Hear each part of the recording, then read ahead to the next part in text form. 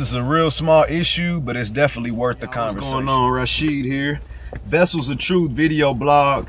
I want to deal with the question, is boxing right for Christians? Is boxing okay for Christians to watch, to be entertained by? Now, we know when we talk about right and wrong and is something right, it's always about the motivation of the thing, the intent of the thing. It's never about a law and a rule and a regulation. It's always about the motivation, not a regulation. So is boxing okay for Christians? My answer is an absolute no. Okay, why, Rashid? Why is it not okay for a Christian? The motivation and the intent of boxing is to hurt the opponent. It's to cause physical, bodily damage through banging up on the opponent. That's what's celebrated. What's celebrated in boxing is when the opponent is knocked out, hits the mat, and the referee begins to count. In most cases, they're knocked unconscious. This is how a boxing match is won. Is either by a technical knockout, or scorecard. Either way, you got two men in the ring beating up on each other as a means for one of them to fall on that canvas and one person wins. So I know a lot of Christians, a lot of people that profess Christ watch the Mayweather fight, and I know there's a talk about, is it okay, is it right or wrong? And then the natural question is, well, what about football? Football is a very high contact sport, a lot of physical contact, and people bringing the argument to say, well, if boxing is wrong or if boxing is not okay, then neither should be football. Well, consider this.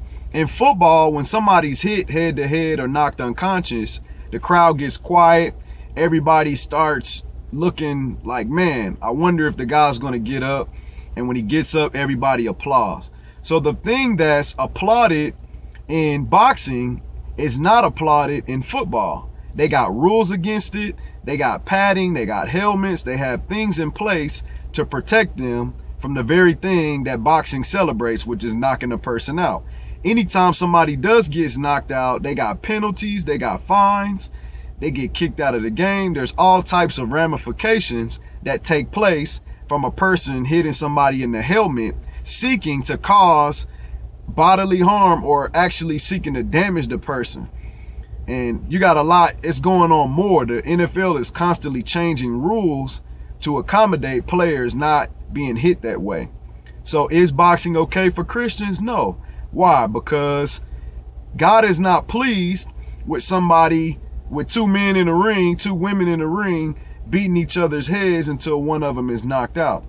And the whole motivation, one of the main objectives of Christianity is to please God. It's all about finding out what pleases God and doing it.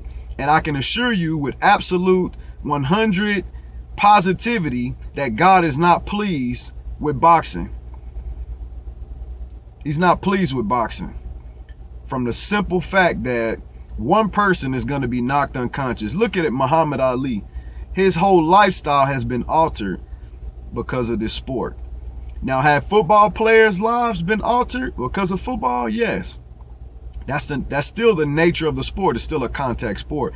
But the intent is what I'm focused on. The intent of boxing is celebrated when someone gets knocked out. The intent of football is not that. It's not the same thing.